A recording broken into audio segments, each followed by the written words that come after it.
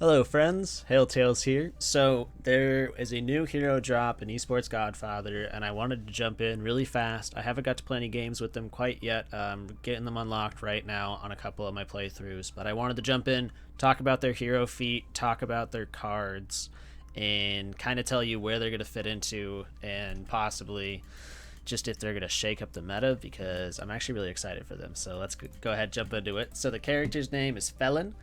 She is a marksman, magical marksman, and she is a top bot lane, which is crazy. So let's talk about the hero feat real fast. So she's going to be going off of a system called energy, and there's going to be two parts to that. It's going to be the energy stacks and the energy level.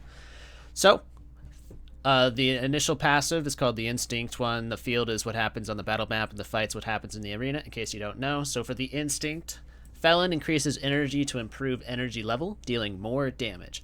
When energy reaches 7 or above, that means the stacks of energy, Felyn improves 1 energy level and spawns 1 copy of Excited State to the hand, then removes all energy. So Excited State, whenever you hit that 7 stacks of energy, you're going to get this card, and it's perform energy level. So remember, every time you hit 7, you have to do something that gives you an energy level up. And then when you perform this card, energy level up to 5 attacks. Deal 15% damage with each attack to a random enemy hero in the same hex. That's a lot of damage coming off in the bot lane. So just right off the bat, just reading that part of the passive, they're going to be great for field attack, and they're going to be great for stacking long fights. So field here, so this is the battle map hero feat. Increase 2 energy when gaining shield.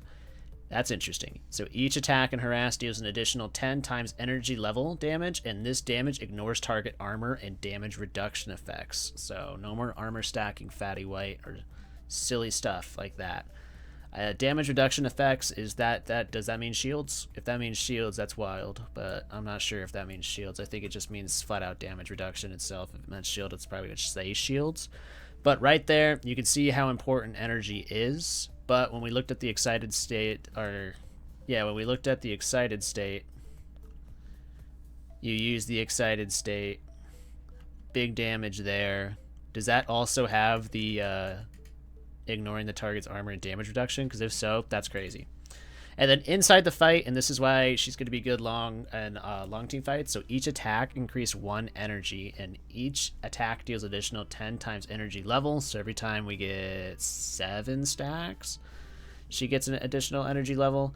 So this damage ignores the target, obviously. It says it right there. And then after the first attack, immediately perform energy level additional attacks. So depending on how late we are in the game and what level we are, we're going to do our first shot, and then we can do 1, 2, 3, 4. I think it's a max of 5. No, it doesn't actually say what the max energy level is.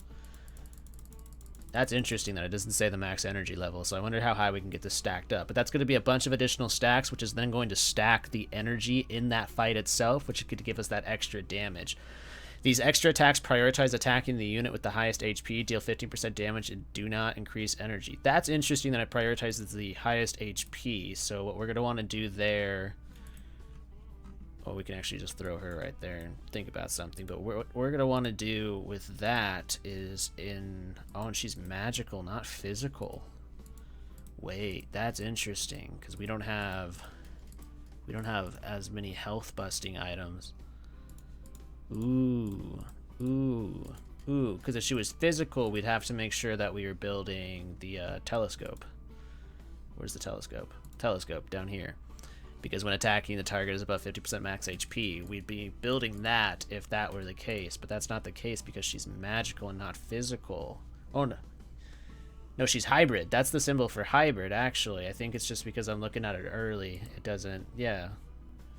Oh, well, now I think they got the names confused. They flip-flopped the names on accident. I wonder if that's actually flip-flopping the items when we load in. No, it says magical when we hover over it. So, on Marksman, if we hover over it, what does it say? It says hybrid. Oh my god, she's a hybrid? Oh my god, that's crazy. Wait, that's crazy. Okay, this character's about to be busted, I swear to god. This character's about to be busted, because when she's a hybrid, that means she's going to have the flexibility for both these items, and depending on your run, you can get some crazy stuff going.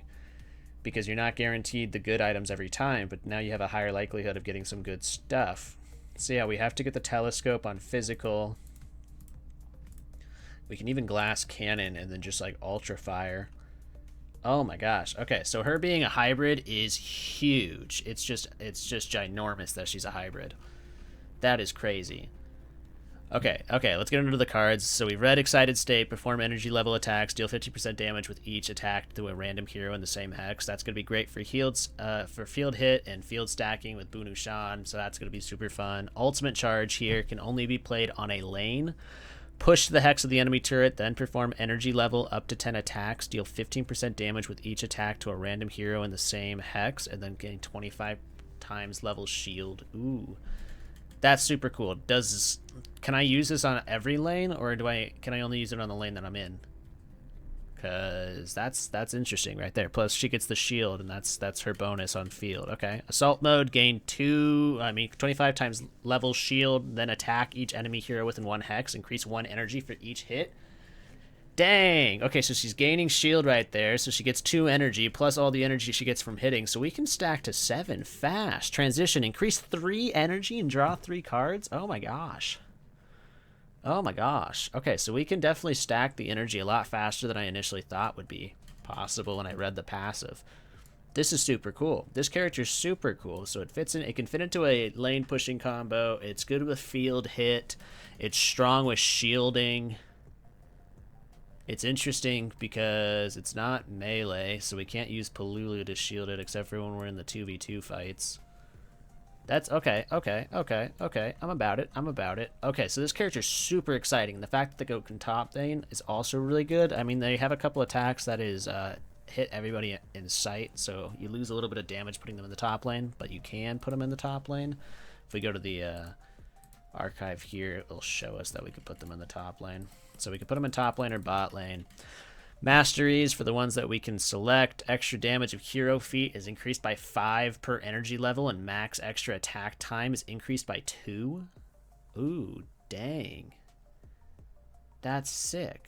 Improved 1 energy level at the start of the game.